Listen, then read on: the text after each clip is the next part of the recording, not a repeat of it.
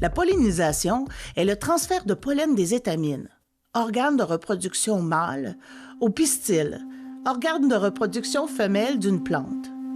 Elle assure la fécondation et la production de graines et des fruits.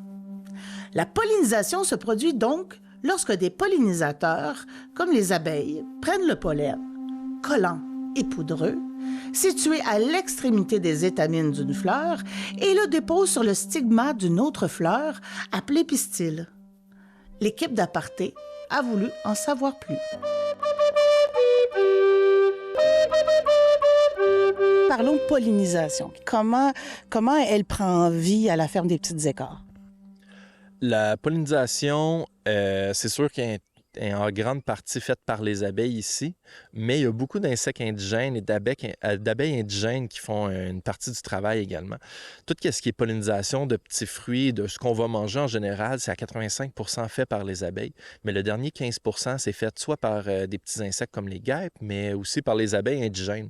Les abeilles indigènes, on en recense à peu près 350 différentes espèces au Québec. Donc, il y a beaucoup d'abeilles indigènes qu'on ne voit pas nécessairement parce que c'est généralement des abeilles qui sont plus solitaires. Donc, ils vont faire leur nid en solitaire, ils vont avoir leur bébé en solitaire, donc ils ne récolteront pas de miel en grande partie, on ne les verra pas vraiment, on ne les remarquera pas nécessairement dans la nature. Il y a aussi les papillons ou d'autres petits insectes comme ça qui vont participer à la pollinisation. Quelle superficie vous avez ici comme territoire? On a environ 45 acres à la ferme, il y a une vingtaine d'acres qui est en forêt.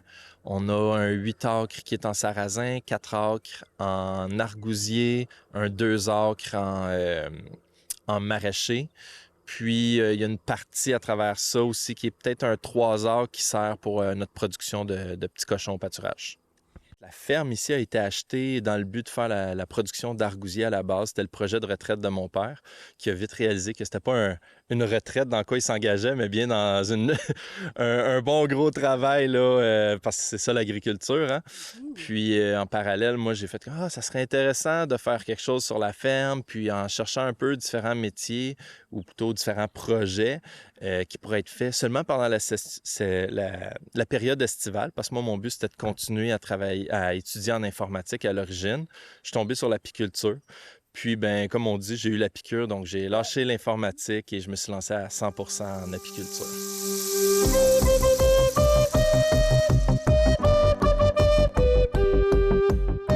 Alors, les pollinisateurs à l'Atelier paysan sont super importants parce que c'est eux qui viennent polliniser nos récoltes, nos cultures. Il y a près de 80% de ce que nous mangeons qui est dépendant des pollinisateurs.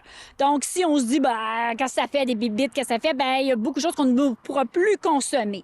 Je suis toujours se souvenir de ça. Donc, essayer de presque pas utiliser de pesticides, de trucs chimiques sur parce que tous les insectes vont en souffrir. Puis après ça, toute la chaîne alimentaire, ceux qui mangent ces insectes-là, ceux qui mangent ces oiseaux-là, puis là, ça se retrouve dans la chaîne alimentaire. Alors, faut faire attention à toutes nos interventions que nous faisons. Mettez des fleurs dans vos potagers. Mettez des fleurs. Ça va attirer toutes sortes d'insectes. Les insectes, il y a juste 2% des insectes qui sont nuisibles. La majorité des insectes sont utiles. Il y a des insectes qui pollinisent. Il y a des insectes qui mangent des insectes nuisibles aussi. Donc, il faut accepter des fois qu'on ait quelques petits légumes croqués. Mais dans l'ensemble, il y a un bel équilibre, puis les insectes nuisibles ils ont des prédateurs, puis ils vont disparaître par eux-mêmes. Nos fines herbes ici font aussi des fleurs. Les fines herbes brouillent les odeurs de certains légumes. Donc, je travaille en combinaison avec fleurs et fines herbes justement pour essayer là, de ne pas être en monoculture puis de dire à l'insecte, regardez, il y a un champ tout plein de ça, venez-vous-en le ravager. Fait que ça fait des petits obstacles et en même temps, ça apporte beaucoup de diversité et de choix et de culture ici à l'Atelier paysan. Où en êtes-vous par rapport à tout ce qui est les fameux engrais, les pesticides, tout ça? Bien, il n'y aura pas de solution miracle, ce qu'on peut dire demain matin, on arrête d'appliquer tout ça. Il demeure qu'on a quand même des obligations financières à respecter, il y a des pratiques culturelles qui sont approuvées. Il y a un certain... on a quand même un certain devoir de production aussi là, à faire, mais il demeure que tranquillement, on travaille à diminuer notre apport d'engrais, à diminuer aussi l'application de pesticides, à voir comment on peut travailler autrement pour diminuer le plus possible nos applications d'intrants agricoles. Fait que c'est comment concilier tout ça. Il faut comprendre qu'il n'y a pas 2 années qui sont pareilles. Il n'y a pas 2 types de sols qui sont pareils. Il n'y a pas 2 types de cultures qui nécessitent nécessairement les mêmes interventions. Fait que ça prend un peu aussi la compréhension du public pour dire, OK, on voit que les producteurs font des efforts. Y a-t-il une idée de l'agriculture qui est mise de l'avant, qui est tout à fait réaliste? Bien, ça dépend, c'est variable d'une personne à l'autre. Fait que il y a des progrès qui se font, puis je pense qu'il s'en fait beaucoup depuis quelques années. Mais c'est un travail à long terme qu'il faut continuer à développer. Il faut comprendre aussi que le producteur agricole ne peut pas assumer tous ces risques-là tout seul. Fait que c'est pour ça que les programmes sont mis en place, pour que les gouvernements ont mis de l'avant plusieurs programmes auxquels on peut participer pour aller chercher des sous, pour aider, dans le fond, à assumer les conséquences financières de l'application de ces programmes.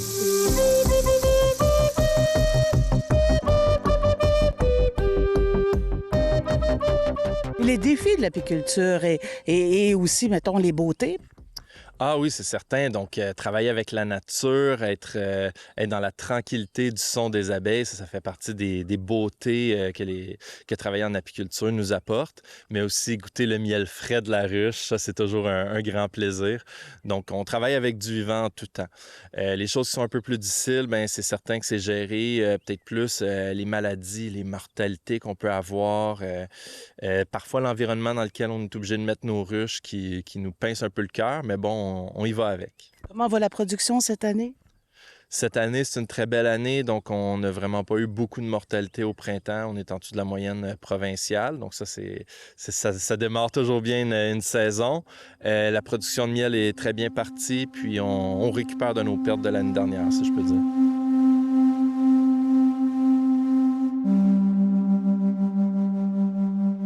Les espèces en péril sont?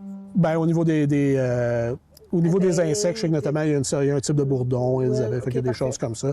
Il demeure que c'est difficile, on parle notamment des abeilles, mais la principale cause de leur menace, c'est la fameuse bactérie Varroa, là, donc une maladie qui s'installe chez les abeilles puis qui crée des ravages, notamment, je pense que c'est en 2022 où les ravages avaient été terribles. Il y a aussi les changements des saisons qui n'est pas toujours pareil, qui va nuire à leur maintien, si on veut, là.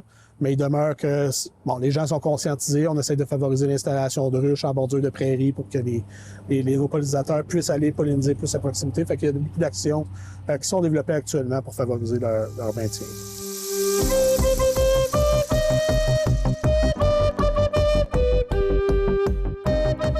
Comment faites-vous pour aider les pollinisateurs ici à l'Atelier Paysan?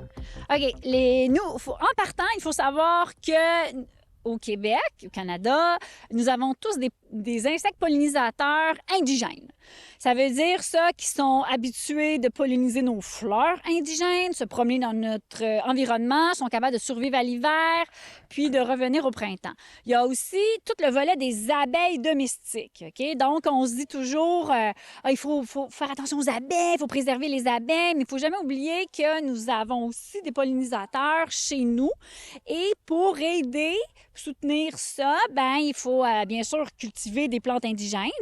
Et il existe aussi, si vous voulez aider, là, les petits hôtels à insectes que vous pouvez installer à la maison. Parce qu'avant, les insectes vivaient dans toutes les friches, le bois mort. Mais maintenant qu'on s'installe avec nos maisons, de plus en plus, on nettoie nos cours. C'est aseptisé, il n'y a plus de tas de branches.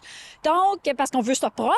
Mais ces insectes-là se camouflaient, se protégeaient là-dedans. Donc, si on veut essayer de recréer ça, cette espèce d'écosystème, d'environnement, cet habitat-là qui était propice pour les aider, bien, avec les hôtels à insectes ou les petites maisons à insectes, très jolies, très intéressants, bien, plus on va en avoir, plus ça fait des cachettes de protection pour nos insectes. Et très important de mettre un grillage, puis protéger ça parce que les ratons laveurs le savent, puis ils viennent tout vider ça, puis ils se font un buffet là-dedans. Donc, faut avoir ça en tête aussi. Quel type de fleur est meilleur pour les pollinisateurs, si je peux dire?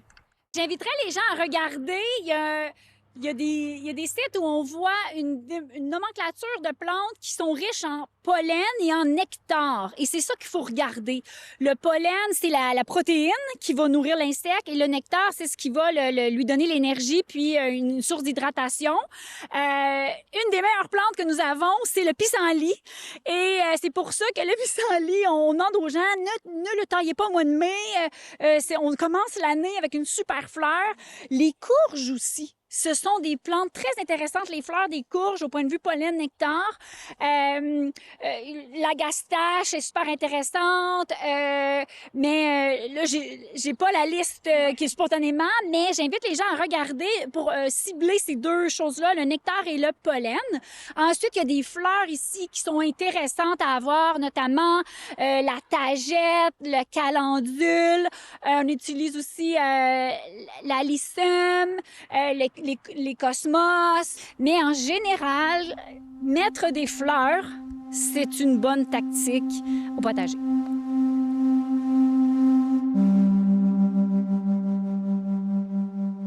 Peux-tu me parler que ce que les abeilles préfèrent comme type de fleurs? Donc, c'est certain qu'ils vont préférer tout ce qui est extrêmement mellifère. On pense ici à la bourrache, qui est une fleur qu'on peut avoir dans nos jardins sans problème. Le trèfle, hein, on pense souvent au trèfle blanc. Il y a aussi le trèfle rose qu'on voit aussi. Mais sinon, le sarrasin est une fleur extrêmement mellifère que les abeilles adorent. Donc, quand ils trouvent un champ de sarrasin, les abeilles, ils abandonnent pas les autres fleurs parce qu'ils ont besoin des autres fleurs pour certains minéraux, mais ils vont se lancer dans le sarrasin très solidement. Aussi, après ça, on va avoir la verge d'or plus tard en saison, qui est une fleur très intéressante. Les abeilles savent que c'est une des dernières fleurs, d'ailleurs, où ils vont pouvoir aller chercher le nectar et le pollen avant l'automne. Ça, j'imagine, ça vient teinter le goût de votre miel directement. Tu sais, des années, justement, on dit ça goûte plus le sarrasin. Des années, ça goûte plus un autre type de fleur, le trèfle. Ah, tout à fait. Et même plus que ça encore, je dirais, dans certains cas, quand on va aller dans les hausses à miel, donc les boîtes où les abeilles vont storer le miel, un cadre peut goûter quelque chose et le cadre à côté peut avoir une couleur différente et goûter différemment. Donc, c'est sûr que c'est pas quelque chose qu'on va retrouver dans les pots de miel tout le temps parce que ça prend vraiment des boîtes entières de miel pour faire une extraction qui va goûter un miel spécifique. Ceci dit, quand on va aller chercher tous ces miels et les extraire tous ensemble, c'est là que ça va donner un miel qui est unique et qui a une saveur exceptionnelle. Alors, votre miel a cette saveur qui est pratiquement pas définissable et qui est à découvrir selon le pot qu'on va ouvrir. Exactement. Puis même d'un endroit à l'autre, là, si je mets mes ruches ici, si je prends le miel de la ferme comparativement à le miel d'un autre site, on a des sites un peu partout dans Vaudreuil-Soulanges, le miel, il goûtera pas pareil d'un site à l'autre.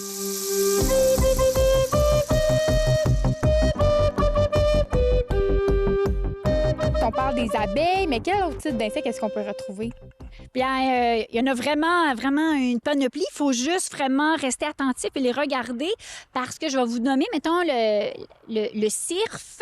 Ça ressemble beaucoup à une petite abeille, une petite guêpe. Puis on a souvent, on les méprise un peu. On pense qu'ils vont nous piquer, mais le cirfe ne piquera pas. Puis c'est vraiment c'est très mignon. Ça ressemble vraiment à une petite abeille, une petite guêpe, mais c'est inoffensif complètement. Donc, il faut vraiment être attentif pour regarder, pour ne pas tout tuer systématiquement. Il y a tellement de beaux insectes utiles au jardin.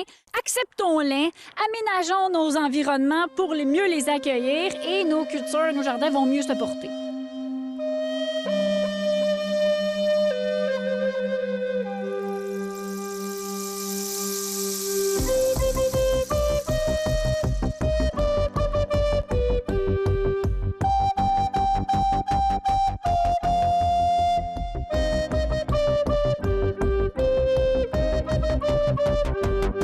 Les bébites, j'aime pas ça, OK? Il y en a qui sont bleus, il y en a qui sont jaunes, qui roulent comme ça au soleil, là. Nous, ça a posé quand même un défi parce que si on veut filmer nos pollinisateurs de très près, mais il veut pas qu'on s'ajuste avec des manières de filmer différentes.